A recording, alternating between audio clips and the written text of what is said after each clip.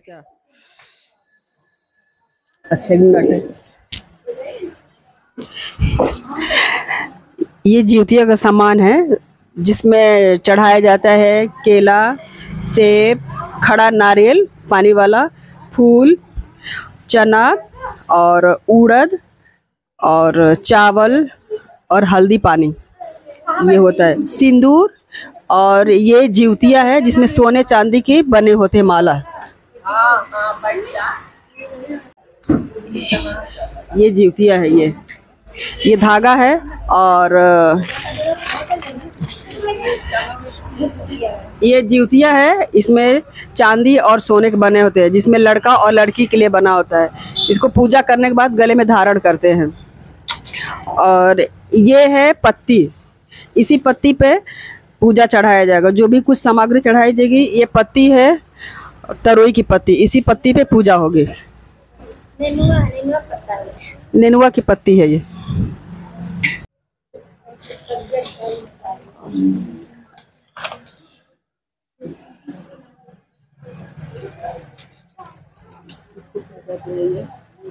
क्या कहते हैं इसको?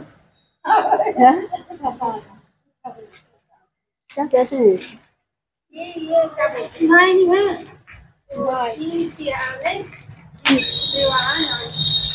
ये जीवित बंधन जी का है। ये गोबर के बनता है, गाय के गोबर का, चीलो सियारों का ये प्रतीक है। ये तो इसी का मेन पूजा होता है। ये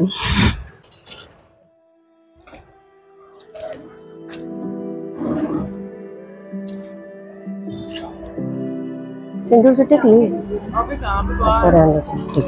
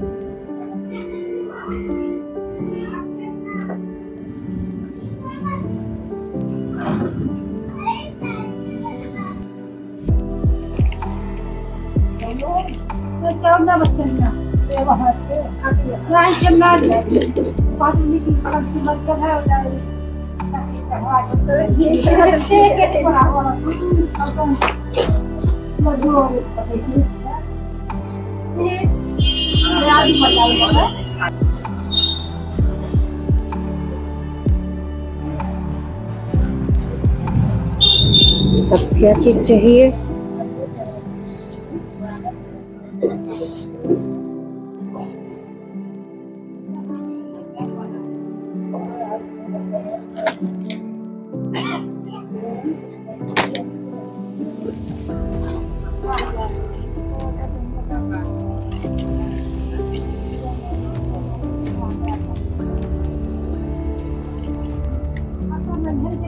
देखो क्या देखो दिन में साड़ी वाला चेंज करके लाए ना, उस जो लाए हो गया। चलिए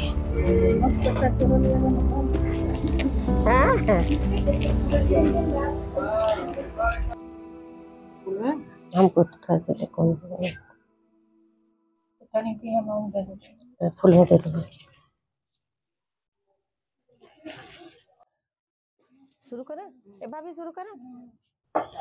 मिसारण के निवासी ऋषियों ने संसार के कल्याणार्थ सूत जी से पूछा, हे सूत जी, कराल कलिकाल में लोगों के बालक किस तरह से दीर्घायु होंगे सो कहिए। सूत जी बोले, जब द्वापर का अंत और कलयुग का आरंभ था, उसी समय बहुत सी शोकाकुल स्त्रियों ने आपस में सलाह की कि क्या इसी काल में माता के जीवित रहते पुत्र मर जाएंगे। जब वे आपस में कुछ निर्णय नहीं कर सकी, तब गौतम जी के पास पूछने के लिए गईं। जब उनके पास पहुंची तो उस समय गौतम जी आनंद के साथ बैठे थे। उनके सामने जाकर उन्होंने मस्तक झुकाकर प्रणाम किया। तदंतर स्त्रियों ने पूछा, हे प्रभु, इस कलयुग में लोगों के पुत्र किस तरह से जीवित रहेंगे? इसके लिए कोई व्रत या तप हो तो कृपा करके बताएं। इस तरह से उनकी बात सुनकर गौतम जी बोले, आपसे मैं वही बात कहूँगा जो आपने पहले से सुन रखा है।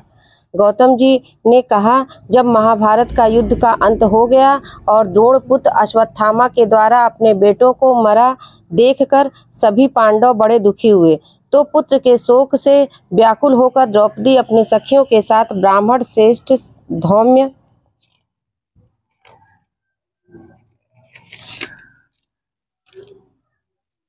के पास गईं और उसने धौम्य से कहा, हे विपेंद्र, कौन सा उपाय करने से बच्चे दीर्घायु हो सकते हैं?